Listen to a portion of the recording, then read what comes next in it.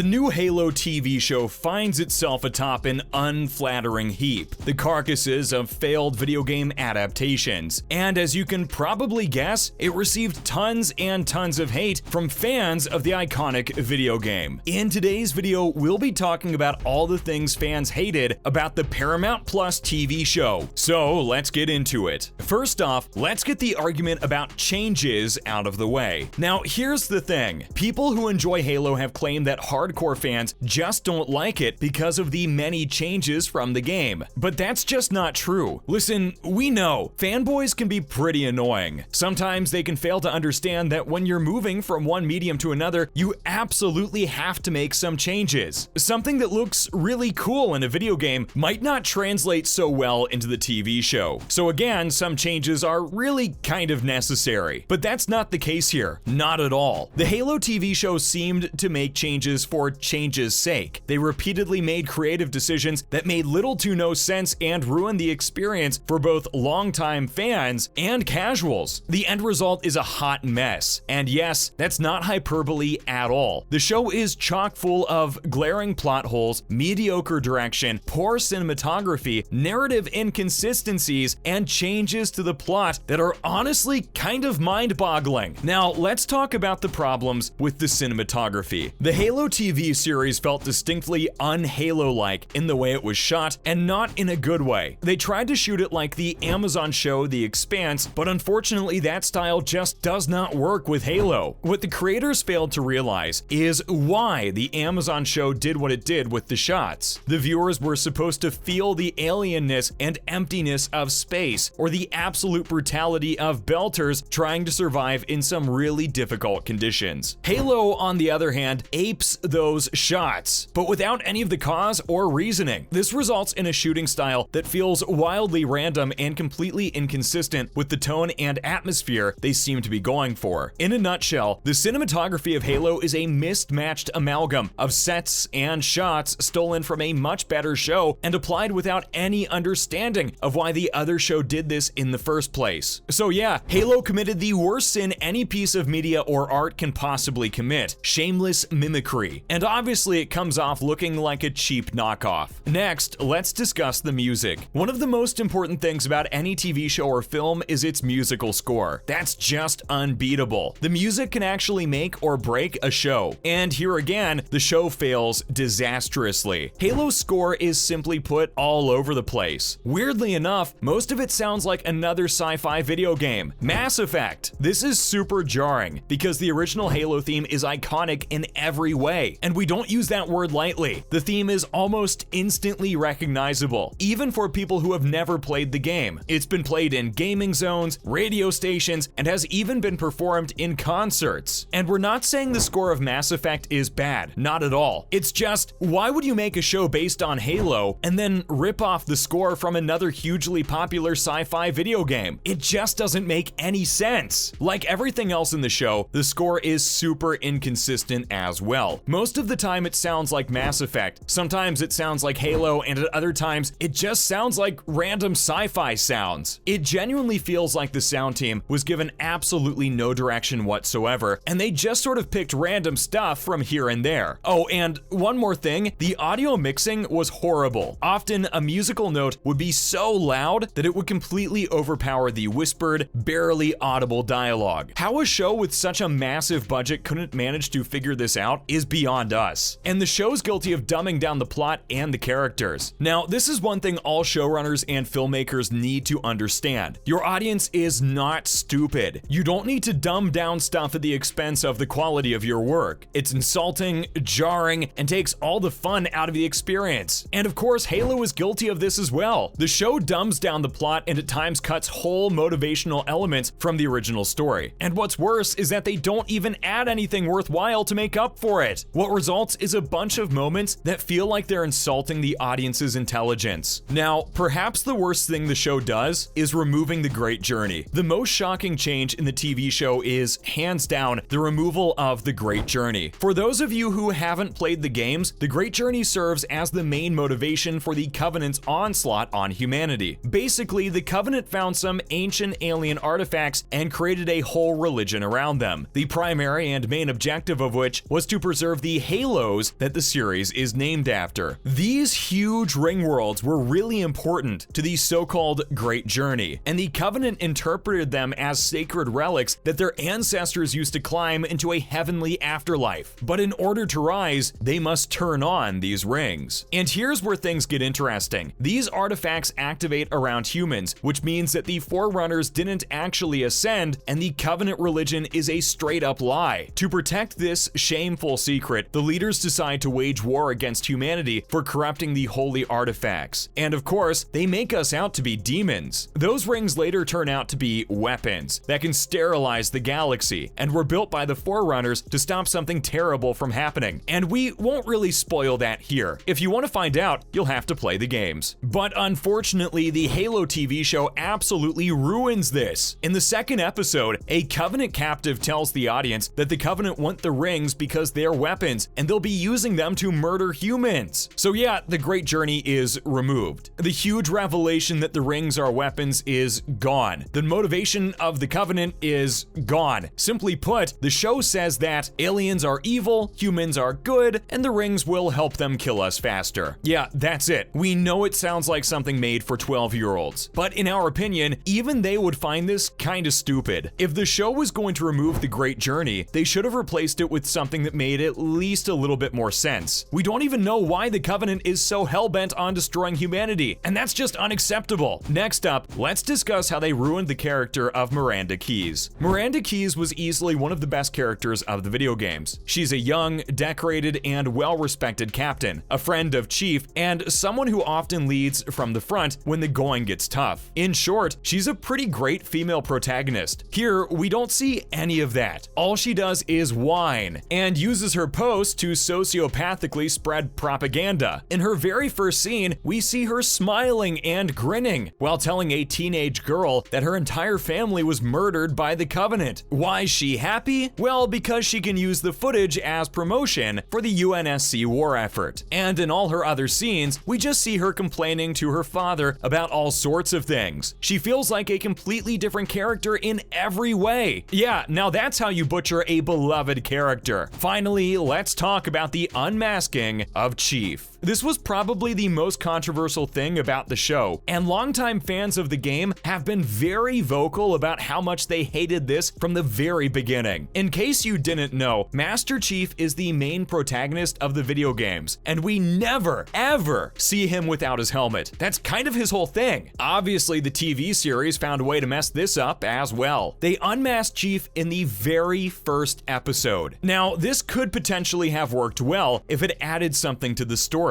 but it didn't. At the end of the day, this change again felt unnecessary. Chief showing his face did absolutely nothing. That couldn't have been done with the helmet. It takes away so much of the allure and mystery of the character, and adds absolutely nothing in return. Now, we don't exactly know why the creators chose to do this. Maybe they didn't trust themselves to pull off the masked character without the show seeming campy, or maybe the actor had it in his contract to show his face. Either way, it feels pretty uninspired and insulting. Also, why was Chief in bed with a member of the Covenant? Jeez, that was a bad scene. So yeah, it's not hard to see why fans didn't like the show. It's simply not worth your time, and it's not even comically bad. It's just downright boring. If you're looking for a weekend binge, we're sorry. Halo is not the answer. That's a wrap for this video. Have you watched Halo? If yes, what are your thoughts? Let us know in the comments below. Make sure to give this video a thumbs up and subscribe to our channel for more videos like this. See you in the next one.